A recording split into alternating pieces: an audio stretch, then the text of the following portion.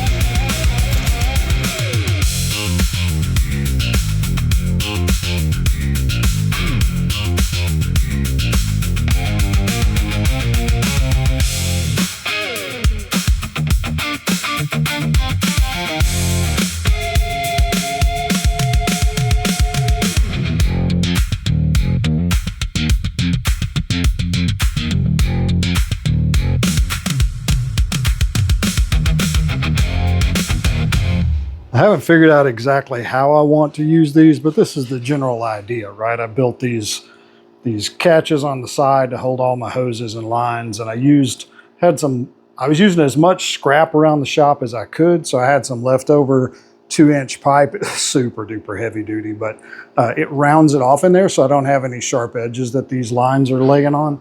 And I got obviously one in the front, one in the back. I'm probably gonna add some kind of a stand-up or some space here that I may want to use, like to hang welding helmets on, that sort of thing. For my tank straps, complete overkill, but I don't care. So I kind of threw these, this is 22 gauge steel, it's pretty flexible, and used turnbuckles on the sides. I started out by putting the turnbuckles in the middle, and that was a pain in the butt.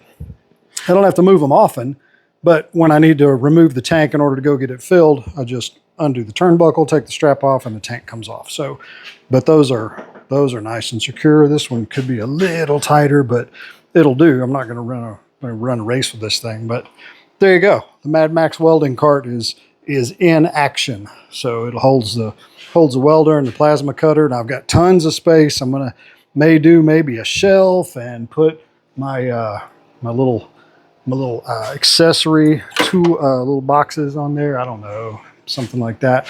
And then I mentioned it before, I kind of want to put something here that can hold and hang my air tools on. I haven't exactly decided how I want to do that, but that's maybe a future mod as well. We got locking casters in the front. They lock well enough, right? I don't have locking casters in the back, but they all four swivel, so I can go wherever I need to go with the welding cart. Yeah, I like it. When compared side by side, it's obviously way bigger than the little rinky dink that I started out with, but you know, that's what I was going for. I wanted to get both machines up where I could work with them and not have to be down on the ground doing anything. Just get everything up where I can work on it. The only thing that I didn't really think about in time is that my air gauge for my plasma cutter, I can't see it. I don't have to adjust that very often. I can just kind of look to make sure it's adjusted, and that's easy enough to just tip it over. But so that's kind of one, I call it a design flaw, I don't know, but I can still get to my drive rollers and stuff. So all in all, close, there you go. So it's super hot. It's like 95 degrees outside. It's almost 90 degrees in here, and it's nearly 60% humidity. It's hot.